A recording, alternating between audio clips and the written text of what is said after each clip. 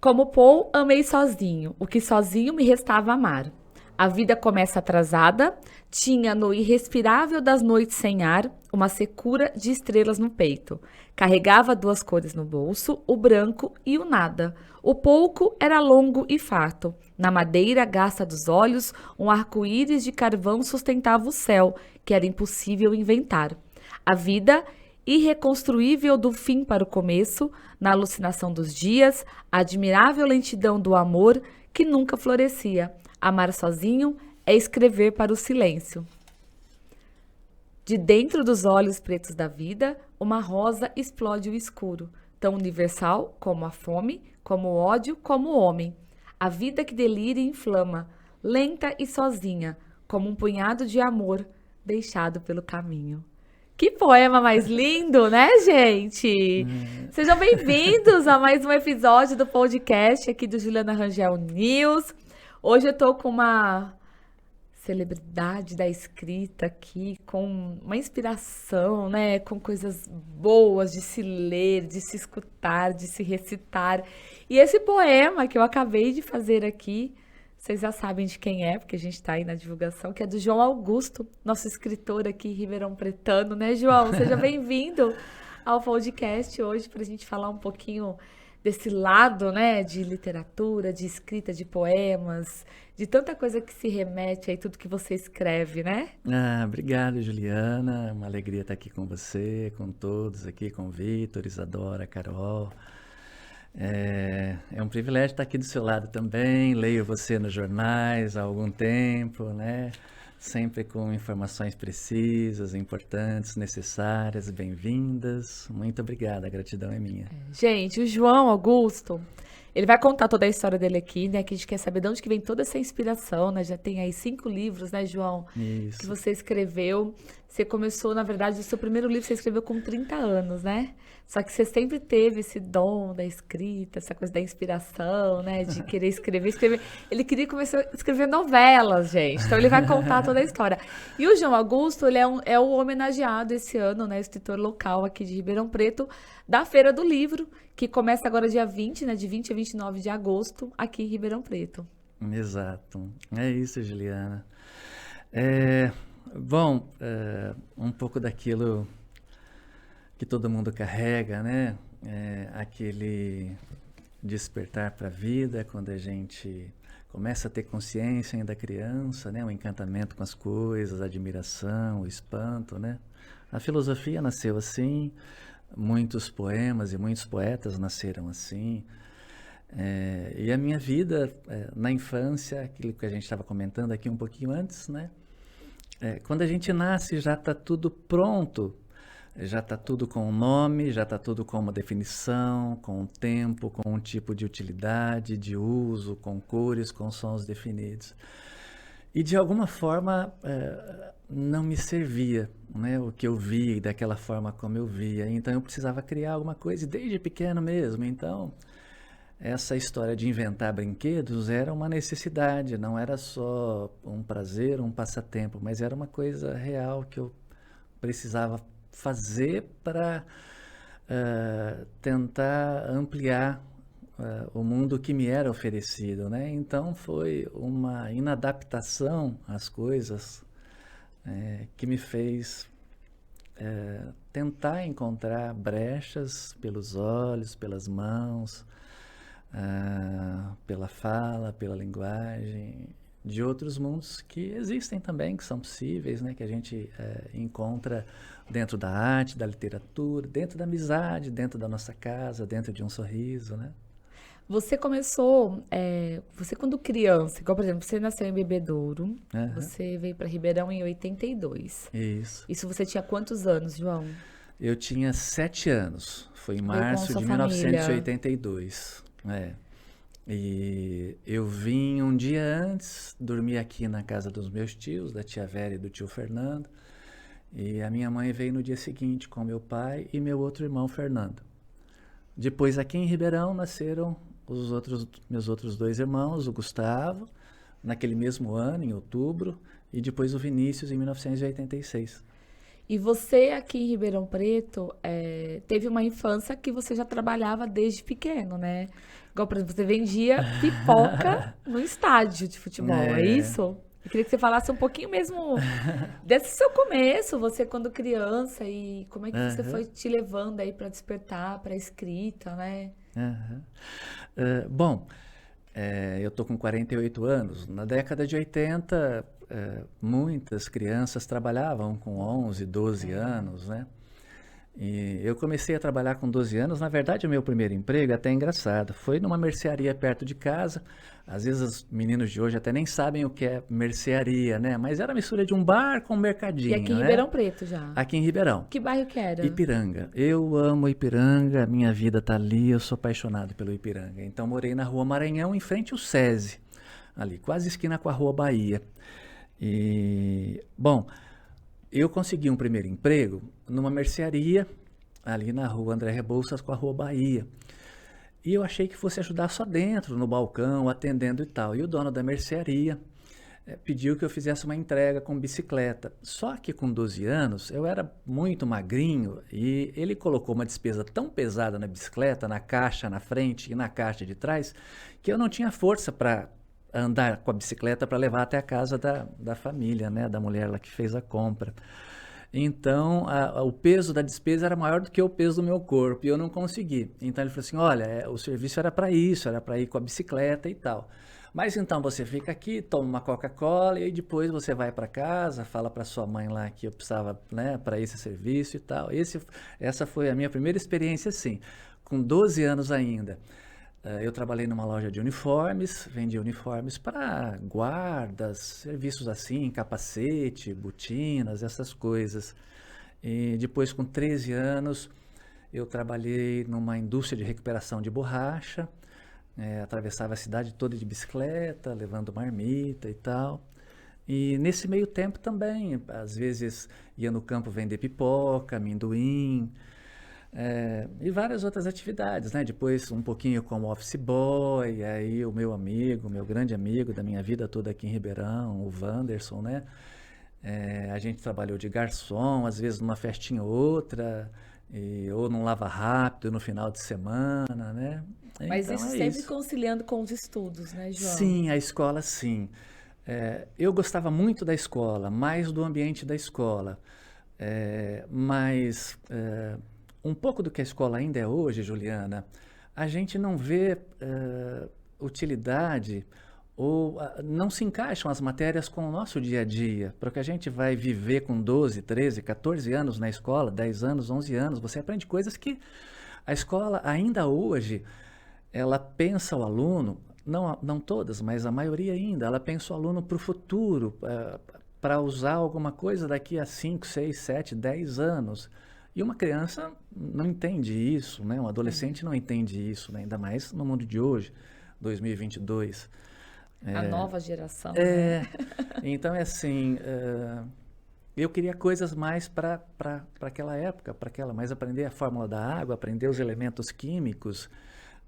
Não é tão interessante quanto aprender, por exemplo, a montar uma bicicleta, a plantar uma árvore, a entender como é que a água chega na nossa torneira, né? Então, mas eu ia muito bem na escola, era um dos melhores alunos na classe, junto com o Wanderson, né? Esse meu amigo, e outros amigos também. Então, na escola era bacana também. E aí, isso você tá falando de estar com aí 13, 14 anos. E você sempre teve com você essa coisa da escrita, João, de gostar de rascunhar, de escrever. Como que foi isso na sua vida que entrou mesmo? É, escrever propriamente dito assim, eu não escrevia tanto. A minha ideia era talvez eu escrevesse, mas histórias assim que ficavam na minha cabeça, não chegavam aí para o papel. Então eu gostava muito de ficar no telhado ou na laje da casa onde eu morava, para ficar um pouco acima assim do que as pessoas viam na altura média, né? Então eu gostava de olhar a paisagem, o céu, ouvir o que a rua não deixava ouvir, né? Misturado ali com as outras pessoas. Obrigada, Juliana. É, E ficava imaginando todas essas coisas, inventando brinquedos, né? Fazia fliperama de madeira, jogos de madeira, sucata que eu pegava. Escrever, o que a recordação mais antiga que eu tenho, com 9 para 10 anos eu tive meningite. E naquela época era assim, bom, a medicina, né, avançou de 30 anos para cá muito, né? A cada, né, dia a medicina avança. Então eu fiquei internado 15 dias no Hospital Santa Lídia. E na minha internação no Hospital Santa Lídia, eu fiz um versinho, nem sei porquê. Eu ficava no isolamento e não recebia visita dos pais, a gente ficava separado, assim, as crianças, numa sala fechada com vidro, era muito triste, assim. E a minha E mãe nesse levou momento livros. de talvez sozinho, se sentindo só, É, você eu acabei escrevendo um colocou no versinho, papel. e escrevi assim, eu entreguei para minha mãe, ela só podia me ver no final de semana, no domingo. Tinha um horário muito curto, ela e meu pai, meus tios. Então eu escrevi assim: Deus quis assim, vamos obedecer, não diga nada, ele vai resolver. Eu escrevi com 9 para 10 anos isso, porque eu nem sabia que a meningite podia me matar, mas morreram Sim, crianças do meu lado. Então tem isso assim. Mas eu acho que o primeiro contato com a poesia mesmo foi com a minha avó Leia. Ela escrevia também desde menina, e a minha avó lia poemas para a gente se reunia em torno da minha avó, na sala, tomando o café que ela fazia, com bolinho de chuva que a gente amava. Então, meus bem casa de tios, vó, né? meus As primos, lembranças. a Muito gente bom. sentava assim e a avó Leia começava a ler os poemas que ela escrevia. Então, como um clube de leitura, sem ter esse nome, era uma família de leitura, né? E a minha avó lia os poemas e a gente se encantava. E eu vi que as palavras não eram só aquilo que elas significavam no dia a dia, elas podiam significar mais. E também eu acho que percebia que, da mesma forma que as palavras me diziam outras coisas, eu podia também enxergar aquelas coisas e entender o mundo de outra forma, um mundo mais bonito, que não havia um limite para sentir ou que uma emoção não ficava guardada dentro de uma determinada medida, né? Pela poesia, pela declamação, pela voz da minha avó, eu percebia que tinha muito mais coisa escondida dentro da palavra, dentro das palavras e da linguagem, né? Dos livros. Entendi. E essa coisa de você, igual você comentou, de inventar brinquedos, né? Como que era isso? Você, tipo, na verdade, você tinha a sua criatividade e você tentava desenvolver ali, é isso? Alguns brinquedos? Eu fiz, por exemplo, eu tinha uma facilidade assim muito grande para observar e aprender. E aí eu fazia do meu jeito. Então eu vi um menino fazendo.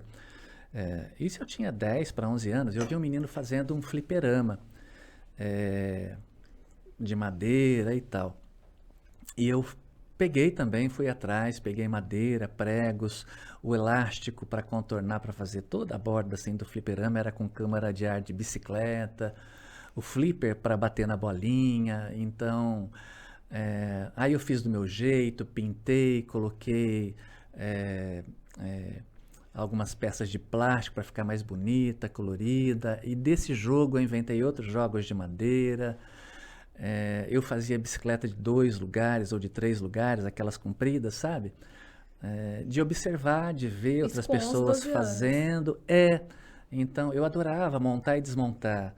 Então, uma época que eu parei de trabalhar um pouquinho para treinar futebol, eu cheguei a treinar no comercial, e eu arrumava as bicicletas dos meus amigos para ganhar um dinheiro. Então eu desmontava toda a bicicleta, pintava, reformava, engraxava tudo e montava para eu ter também um dinheirinho, né? Enquanto eu jogava bola e ainda não ganhava.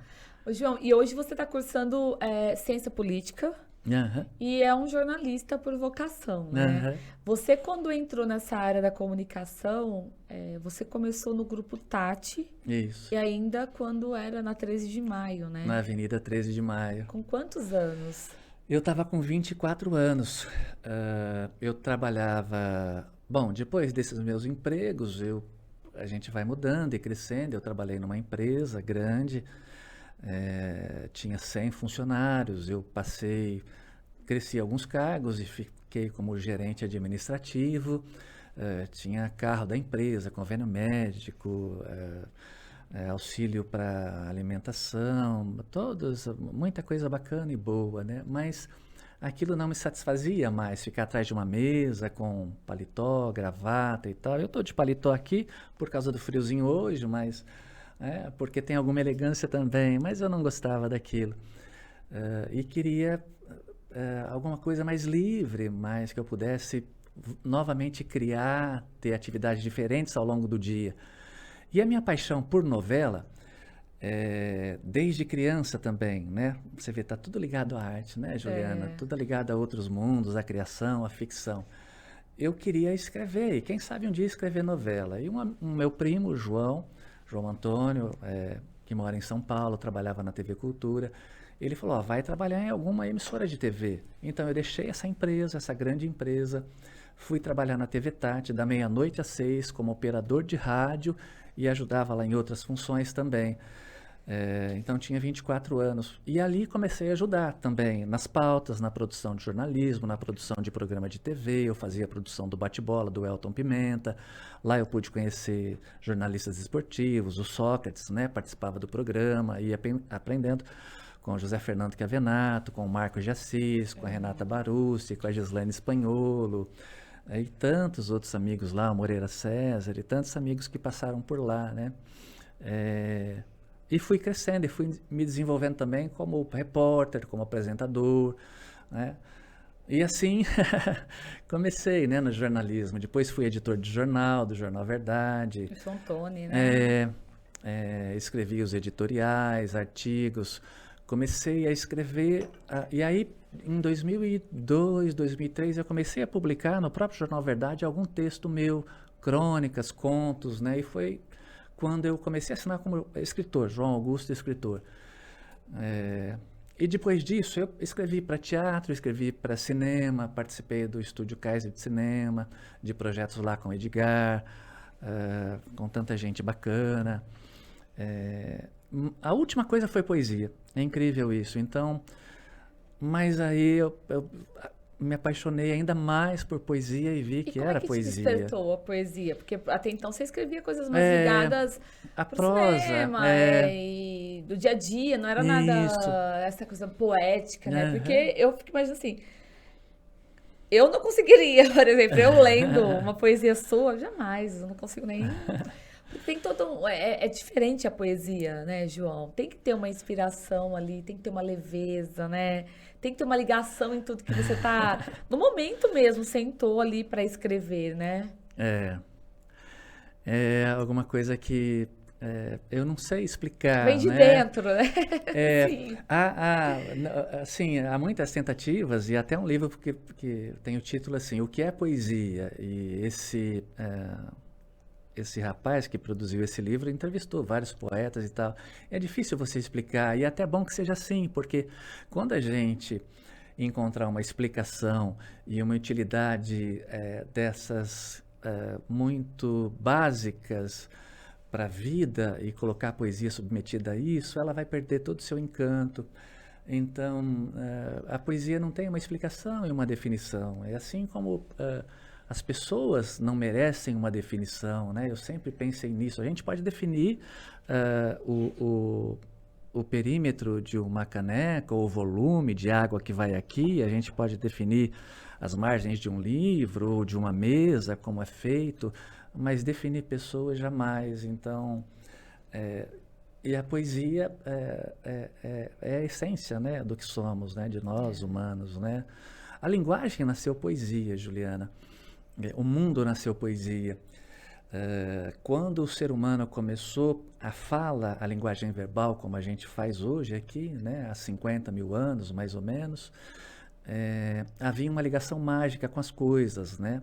Então, não havia tanta especificação quanto há hoje. Então, uma mesma palavra você usava para o céu e para a terra, uma mesma palavra você usava para o pai e para a mãe, né? Mas aí a gente foi se afastando disso, a nossa necessidade, eu não sei, de classificar, de criar hierarquias e organizações, né?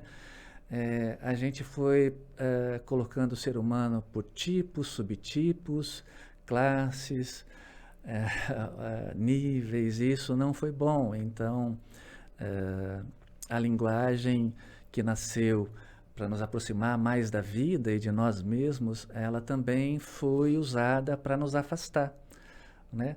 Mas foi pela linguagem poética, nessa forma de encantamento e de dizer que uma coisa tinha aquele nome e que você podia invocar aquela coisa por aquela palavra, era algo que tem a ver com poesia, né? Com essa ligação que ultrapassa a coisa concreta para ir para uma parte mais de ideia, de uma ligação, de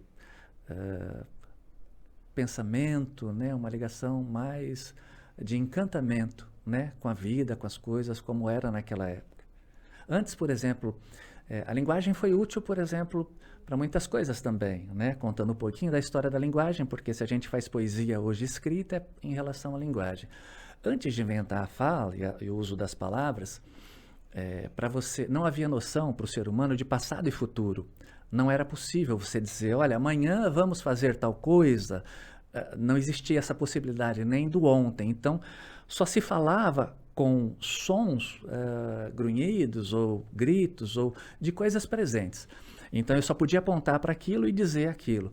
Quando alguém ia informar a outra pessoa um perigo, por exemplo, não era possível dizer se o perigo estava atrás da árvore, atrás dentro do lago ou no alto da montanha. A linguagem permitiu tudo isso, a fala permitiu tudo isso, a fala permitiu que a gente criasse histórias, organizasse comunidades, criasse mitos, deuses, lendas, toda a ficção. O que a gente está fazendo aqui hoje, tudo que a gente está fazendo é inventado. A cidade é uma invenção, as nossas roupas como são, por conta da moda, isso tudo é invenção que nasceu da palavra. Se a gente olhar para qualquer parte da vida hoje, criada pelo ser humano, que não seja a natureza pura, isso tudo foi inventado graças à palavra, a invenção da palavra. Para qualquer coisa que a gente... É só a gente imaginar assim, vamos imaginar qualquer coisa que não esteja ligada à palavra. Não existe, né? Tudo está ligado à palavra. João, e assim, você lançou o seu primeiro livro com 30 anos. Quando que você começou a escrever esse livro? Por exemplo, que você decidiu assim, eu vou escrever um livro, eu vou escrever poemas. Como que foi tudo o isso? Livro, o livro acabou foi sendo desses, lançado. Não. Esse aqui é o mais recente. Esse é o último, a última Estrela Tropical. Deixa eu mostrar ainda. Isso, é de 2019. Ó. Tomar um golinho de café. Já deve estar frio já. E aqui, por exemplo, nesse aqui você fala de diálogos e sonho. Isso. Ele é todo ele remete a esses temas, é isso? Em sua maior parte, sim. O primeiro livro, Juliana, eu lancei em 2009, eu estava de 33 para 34 anos.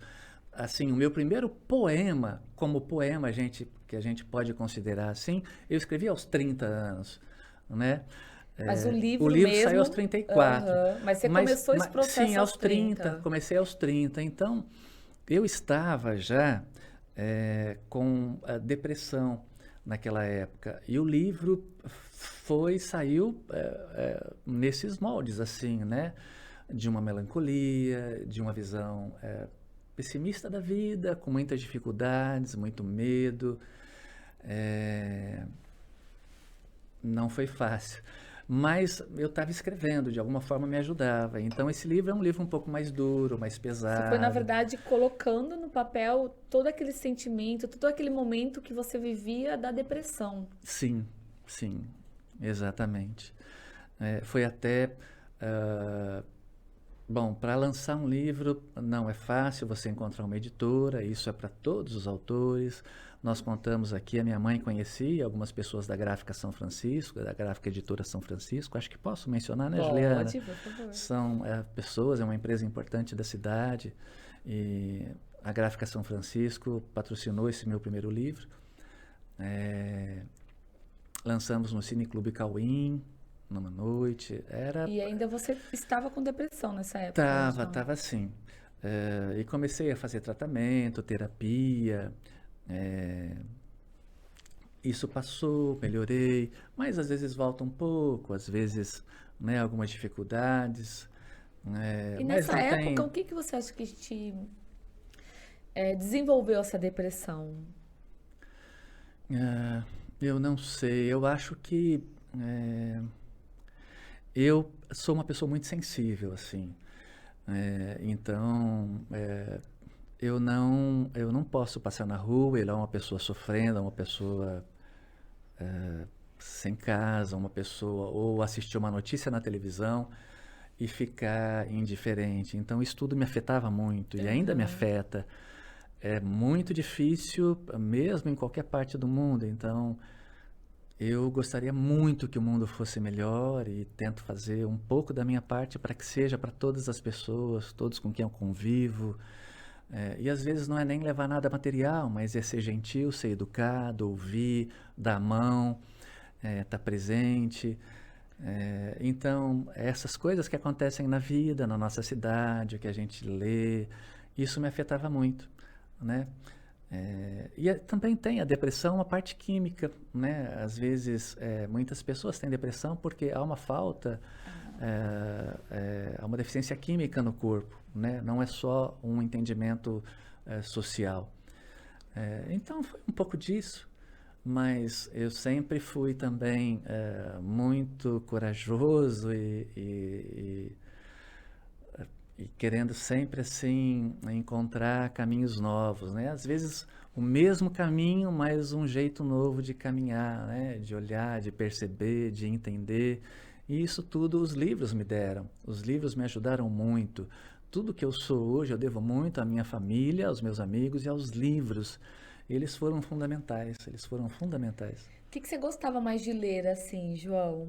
Quando você começou a escrever, o que mais sempre te chamou a atenção? Autores, estilo, que você sempre gostou, assim, da literatura? Juliana, eu gostava de tudo. Na escola eu lia literatura Você sempre infanto-juvenil, leu né? muito, assim. Eh, a gente acabava lendo na escola, adolescente, um pouco por obrigação, mas quando eu começava no livro, aí eu me apaixonava, então eu ficava e adorava, enfim. Mas tinha aquela coisa que a gente queria estar na rua jogando bola, andando de bicicleta, brincando, né? E Molecada, não um né? livro, né? Eu voltei a ler depois de um tempo, e aí volta essa minha necessidade de criar, pela biblioteca que tinha na casa do meu sogro. É, uma biblioteca que a gente não pode usar o adjetivo pequena, porque nenhuma biblioteca pode ser considerada pequena, mesmo com 2 livros. Mas era simples numa estante, então eu lia de tudo, gostava muito. Então li quase todos os clássicos da literatura brasileira. Eu lia psicologia, sou apaixonado, filosofia, antropologia, economia, todos esses livros, né? Uhum. E uma coisa também que sempre me atraiu foi entender a nossa condição aqui, né, de humanos nesse planeta e como convivemos, o que podemos fazer para melhorar a nossa convivência, o nosso entendimento, né? Então, daí a filosofia, antropologia, sociologia, psicologia. Isso tudo me ajudou também a escrever poemas, né? Porque entendendo mais as pessoas, como chegamos aqui, de que forma chegamos, o que carregamos, como nascemos, como nos desenvolvemos, né? E tudo isso foi muito importante. Não, não tem um gosto assim, Você lia de tudo um pouco, na de tudo um verdade. pouco, mas é, com o passar do tempo eu fui ficando, me satisfazia mais a poesia, essa linguagem, a prosa Uhum. nem tanto. Então eu precisava E aí assim, você passou a ler os grandes poetas. sim, poetas do passado, poetas contemporâneos, Uhum. jovens, mais velhos, muitos, muitos, muitos poetas de Ribeirão, de cidades vizinhas, do outro lado do mundo, né? De tudo. João, e aí, então, de uma depressão veio o Aham. seu primeiro livro. Foi, foi. Eram poemas que foram escritos numa época assim mais Bem difícil. difícil. É, E depois desse livro vieram outros 4 sim, livros de poemas, né? sim, Cada um teve um momento da sua vida. é, Por exemplo, depois do primeiro que você lançou, aos 33, 34 anos, você foi pro segundo quanto tempo depois? E em que momento da sua vida? esse acabou sendo assim 2 anos depois. Na capa tem até a foto do meu filho, na época, do Gabriel. Tinha acabado de nascer, não? Não, ele estava já com 2000. O Gabriel estava com 9 para 10 anos. E o Gabriel sempre foi muito bonito, tanto no aspecto físico quanto né, de coração. O Gabriel é uma pessoa linda. Não que a forma física signifique alguma coisa, Sim. mas, bom, a gente acha os filhos lindos, né? Ele, a Letícia, minha filha também. E o Gabriel ficou com um menininho ali na capa do segundo livro. A Letícia me ajudou a escrever o terceiro livro. Olha só, eu estava em cima do telhado em casa, não é uma coisa, né, muito comum. Mesmo Com ela depois, já mais menina, velho, você ainda ficava em cima do pois telhado. E eu tenho uma foto nesse telhado. E Ou seja, uma depois coisa que até você vou fazia mandar, na infância e que você continuou fazendo. eu vou mandar para você essa foto para a gente encaixar aqui. E a Letícia subiu no telhado comigo e falou: pai, por que você não escreve um livro chamado Poesia de Telhado? Eu falei: ótima ideia, filho, o pai vai escrever. E escrevi um livro chamado Poesia de Telhado. E até as reportagens da época citaram isso, né? Que foi a ideia da Letícia, tem um poema dedicado a ela lá. Depois um quarto livro, A Verdade é a Mais Bela Entre as Falsas Criaturas. E esse último, né? Esse A Última aqui é Estrela qual? Tropical. Esse livro aqui, Juliana, ele é um livro que também tem muito a ver com a minha vida, porque é o livro da minha avó. A minha avó Leia reuniu poemas a vida toda e ela conseguiu publicar, eu acho que é para essa câmera aqui, né? Aí. Ela conseguiu publicar esse livro aqui dela, ela precisou pagar também. Ela vendeu um carro usado que ela tinha, aos 79 anos ela publicou esse livro. A capa aqui, né, também é uma pintura de um quadro que ela fez. Ela também fazia aulas de pintura. Ela gostava de cantar e a vida da minha avó também foi muito dura, como é a vida da maioria de nós, né? Assim a gente cresce também. A minha avó vendia bordados, né, de casa em casa, andava de ônibus com 2 sacolas pesadas de bordados e, enfim, ela teceu, né, palavras, né, poemas bordados com tanta alma, né? E ela escreve sobre a infância dela, os pais, né, que são meus bisavós. E então o livro se chama Caminhar. E eu trouxe para, se tiver um tempinho, para ler um dos poemas da minha avó. Né? Ela se Vamos foi. encerrar o podcast Ela você se lendo foi. como uma homenagem. Faz 2 anos, mas ela, e a gente, gozado, né? Eu conversava com a minha avó e eu sinto falta de conversar com a minha avó. Ela se foi há quanto Não tempo, foi suficiente o que a João? gente conversou, não foi suficiente. Eu converso com ela de vez em quando. Faz 2 anos, 2 anos. mais ou menos 2 anos. E a minha avó era muito otimista, muito forte, muito forte. E, nossa, palmas para minha avó, de pé, de todos nós, né? Dos meus tios, da minha mãe, dos meus primos, né? A minha avó é maravilhosa. E agora você sendo homenageado na Feira do Livro, Internacional do Livro de Ribeirão Preto. Olha, Juliana, eu não esperava, porque, imagina, eu ficava feliz a cada ano da feira. Que quando você já a feira participava, né? Sempre ali presente, né? Quando a feira indicava os homenageados, então eu ficava feliz, porque são meus amigos, e eu assistia, eu ia lá e aplaudia. E fui abrir a minha caixa de e-mails, e tá lá, né? Feira do Livro, tal. Fui ler um convite para ser o autor homenageado. Olha, e eu dei um pouco de trabalho para a Vanessa e para a Adriana Silva, porque eu cheguei a recusar no começo, fiquei um pouco assim, não estava muito bem para... Falei, quem sabe em outro ano e tal. Mas aí conversei com meus filhos, com a minha esposa, meus amigos. Não, João, você tem que aceitar, claro, é um momento feliz e tal. Não era por nada, eu não estava bem no começo do ano também, não estava muito legal. Né? O mundo não está muito bem ainda, né? A gente está se recuperando. Mas, enfim, fiquei honrado com o convite, sou muito grato à Adriana, ao Edgar, à Dulce, a todos lá. São muito generosos. Essa homenagem não é a minha, essa homenagem leva o meu nome, mas é A mim, a você, ao Vitor, a todos aqui, a todos os meus amigos, a todos que moram em Ribeirão Preto, né? Essa homenagem a Ribeirão, a quem está aqui, a quem ajuda a fazer essa cidade, a quem ajuda a fazer a vida, né? Justa homenagem. Ah, eu fico feliz Eu e te acompanho há divido. muito tempo, né, João Augusto? A gente conversa, nossa, da época de Jornal A Cidade, É que a gente verdade. sempre, eu cheguei a dar algumas notas de Aham, lançamento de alguns sim, livros, sim. seu na época na coluna. Aham, Então, assim, a gente sabe da sua história, né, e da importância, da relevância que é o seu trabalho com a ah, escrita, com a poesia, obrigado, a Juliana. diferença que isso faz na vida das pessoas, né? É, Poesia é arte, poesia é amor, poesia. Eu acho que é aquilo que a gente comentou, né? Eu acho que isso aqui tinha que estar presente na vida das pessoas todos os dias, né? Na é, escola, na formação dos nossos filhos, é, de alunos, de crianças, para crescer com essa sensibilidade, né? Dessa coisa de você enxergar o mundo com outros olhos, né? é. A Então, arte, a arte.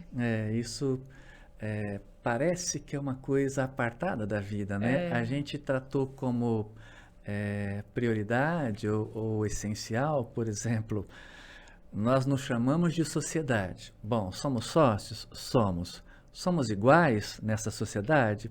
Não, né? Não Não. somos iguais. Há muitas pessoas que não participam como mereciam participar, É. há outras que têm alguns privilégios que a maioria não tem. Então, organizamos a sociedade separando, apartando algumas pessoas, colocando obstáculos para mulheres, por exemplo, né? Uma sociedade baseada no pensamento do homem, né? No sexo masculino, né? Então, a gente não foi justo nessa organização. E aí construímos a vida assim. Acordamos cedo, vamos para o trabalho, almoçamos, voltamos, jantamos, assistimos novela, futebol, dormimos e Dormimos. repetimos tudo. Claro, há empregos maravilhosos, como esse seu ambiente aqui, que eu estou apaixonado, porque gostei das frases, gostei das cores, de tudo aqui para lá, né? Estava comentando com o pessoal. Mas a maioria de nós, brasileiros e humanos, a gente não vê a hora de chegar ao fim de semana, não vê a hora de chegar ao próximo feriado. Poxa vida, mas se somos nós que coordenamos isso, que É. organizamos, por que que a gente não repensa, não refaz? Por que que a gente não começa a ouvir coisas diferentes, né? Quem é que determina a nossa vida, né? Onde começa essa sociedade? Bom, a sociedade começa dentro de casa, começa com a pessoa mais próxima. Quem estiver mais próximo de você é o seu primeiro sócio. Então aqui a sociedade começa comigo e com você, com o Vitor ali, né? Então a sociedade começa na minha casa. Às vezes, em algum bairro, as pessoas podem reclamar de forma muito justa, mas a sociedade tal, tal, tal. Mas a sociedade começa ali, então é ali que a gente tem que começar as mudanças. Às vezes Ações, né? também um pai sabe de cor o time de futebol, do goleiro ao atacante. Ele sabe o nome, a data de nascimento, com quem aquele jogador tá tendo um romance, alguma coisa assim. Mas ele não sabe o nome de um professor do filho ou da filha dele. Não Assim, participa, assim a né? gente não muda nada. É. Assim a gente não muda. Faltam essas referências para a vida, né? A arte nunca esteve, não está apartada de nada, né? Ela faz parte da nossa vida. Só que alguém está dizendo para a gente que ela não é prioridade, né? Então nós precisamos que mais pessoas digam, ó, a arte não é nada diferente do que nós somos e precisamos. A Feira do Livro, na verdade, é um pretexto, eu até brinco, não é feira de livro, ela é feira de pessoas, ela é feira do que somos, das nossas relações em casa, na vida, das nossas decepções, fracassos, esperança, vitórias, né? Os livros não tem nada aqui que não seja humano, que não faça parte da nossa vida. Então, eu acho assim que algumas pessoas até entendem que não tem direito a ler um livro, ou se afastam do livro porque acham que é alguma coisa especial para pessoas, mais isso ou mais aquilo. Não. O livro é uma coisa que tem que estar espalhado pela casa, tem que estar no chão, tem que estar em cima da penteadeira. Nem sei se existe penteadeira ainda, né, Juliana? Da estante, do rack, na mesa do O almoço. acesso tem que ser em todos os lugares, né, João, ao Espalhado, livro. espalhado. Não pode ser uma coisa que você só vê em determinadas épocas, em determinados ambientes, né? A Feira do Livro não é a Feira do Livro, a feira é de todos nós, a feira é de pessoas, a feira é de amores, a feira é de abraços, a feira é de convivência, a feira é para a gente se entender, é para a gente se abraçar, é para a gente dialogar, aprender um com o outro, né? É isso aí. João, obrigada pela sua participação. Eu acho que é bom, né, quando a gente para um pouquinho para escutar, para falar um pouco de arte, desse lado mesmo, que é o que você comentou, né? Essa correria fica tão de fora da vida da gente, né? E assim, eu vendo você aqui, eu falo, gente, eu queria falar calma, como ele fala. Tipo assim, a forma como você se expressa nessa calmaria. Não dá pra explicar assim, tipo assim, deixa a gente calma. E eu sou acelerada no 220, todo mundo sabe. E quando eu sentei aqui com você, eu tô calma, gente. Dele conversar, de você expor toda a sua vida, de você comentar, de você falar, a gente vê realmente essa sensibilidade, esse seu olhar de arte que você leva na sua vida, sendo exposto da forma como você fala, como você conduz. Ah, Juliana, obrigado, imagina. Cada um tem a sua beleza, a sua essência, né? Então aqui, eu tô aqui dessa forma também, e sorrindo porque eu tô diante de você, eu tô diante do seu público, na sua casa, né? Mais do que uma empresa que pensa em dados, em números, essas coisas. Não, não, não. Eu tô aqui diante de uma pessoa, num ambiente criado por pessoas, falando com pessoas, né? Isso é a coisa mais bonita da vida. E essa é a grande diferença. Às vezes a gente acha que precisa mudar alguma coisa grandiosa para transformar a vida.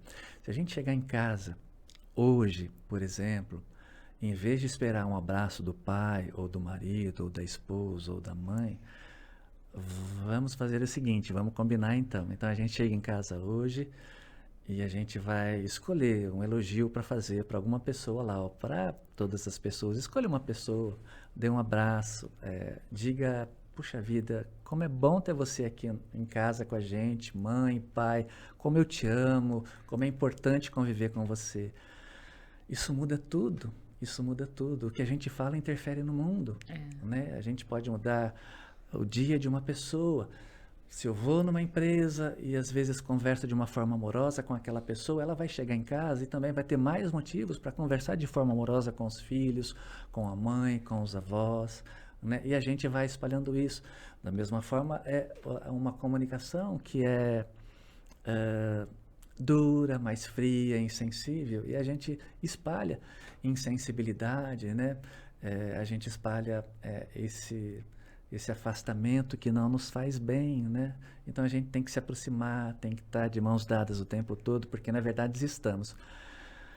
Então a última coisa, se eu puder dizer aqui, a gente precisa usar mais a palavrinha e menos a palavrinha ou, porque somos sempre eu e você, eu e a vida, ele e ela, né? A vida e nós, e nunca eu ou você, ele ou ela. Então, a gente precisa mais de entender isso. Estamos juntos, sempre. A vida é uma coisa coletiva, né? Com certeza. E vamos terminar você recitando um poema da sua avó Léa? Sim, com muita felicidade. Com muita felicidade. Mas deixa eu te falar antes, ó. Essa caneca aqui é um presente para você. Pois é. Eu estava vendo aqui nas suas entrevistas, né, com o Amir, com outras pessoas queridas, com a Adriana, com tanta gente. A caneca é um presente, então eu estou muito feliz também. E uma lembrança da participação aqui do podcast. Eu estou muito feliz. E é um oferecimento da nossa parceira, que é a Caneca Itaúsa RP, que faz questão de presentear aí todos os nossos convidados do podcast. Eu vou achar um poema aqui da minha avó. Parceria é uma palavra muito boa. Eu vou te falar de outra palavra que eu gosto muito também, não que a gente tenha que usá-la sempre, às vezes a gente precisa de outra palavra, mas deixa eu só achar aqui o poema da minha avó, que eu gosto muito porque marca toda a família, a minha família. acho que a primeira lembrança que eu tenho de um poema sendo lido é esse aqui. Depois que eu ler o poema, eu vou falar dessa palavrinha. Tá. Bom, o poema se chama, o livro da minha avó se chama Caminhar. Ele acabou, não está mais à venda, né? Bom, o poema se chama A Escrava. Velha escrava, de cabelos brancos, mãos calejadas, pés descalços, num solo quente, ora andava, ora corria, já bem cansada, cheia de pressa, de uma senzala ela fugia. De seu frágil corpo, forte cheiro exalava, de sangue e suor, que dos ferimentos vertia. Fora espancada com crueldade, sem poder mais resistir, esperou o cair da noite, para que pudesse fugir da dor cruel do açoite.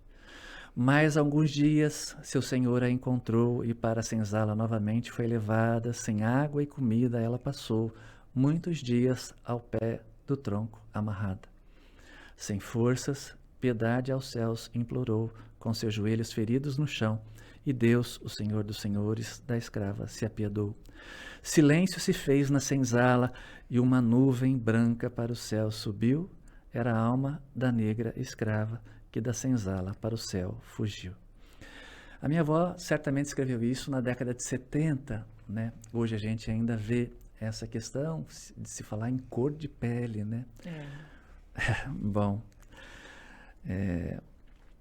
a palavrinha que eu queria falar é concordar. A gente precisa, quando a gente a usa, quando eu concordo com alguém e quando eu digo sim para alguém, com a palavra concordar, a palavra concordar, ela é formada por dois pedacinhos. Com, que significa junto, e cordar, que vem de cor ou cordes, que significa coração.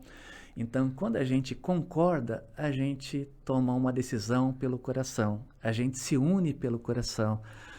Então, que a gente passe mais a concordar com as coisas bonitas da vida, entender que somos diferentes, que cada um tem uma história, né? Mas que as nossas histórias estão ligadas, né? Eu carrego não só a história da minha família, como a história de pessoas que viveram aqui em Ribeirão Preto 100 anos atrás, né? Somos a continuação disso tudo, né? Concordar, né? Se unir pelo coração, isso é muito bonito. Muito bom. Augusto, obrigada pela participação. E sucesso cada vez mais nesse seu lado poético, né? De arte, de escrita, que isso faz muito bem para os nossos corações, para nossa alma, para a gente. Obrigado, Juliana. Obrigado a todos vocês que nos acompanharam, que nos acompanham. Obrigado a todos os meus amigos, a minha família, meus pais, minha esposa, meus filhos. Obrigado a todos. É isso aí. Pessoal, vamos ficando por aqui, mais um episódio. Ó, se inscrevam aqui no canal, tá? Juliana Rangel News no YouTube. E ouça também a gente aí pelo Spotify, se você tá no carro, tá com seu foninho, onde quer que você esteja. E até o próximo episódio.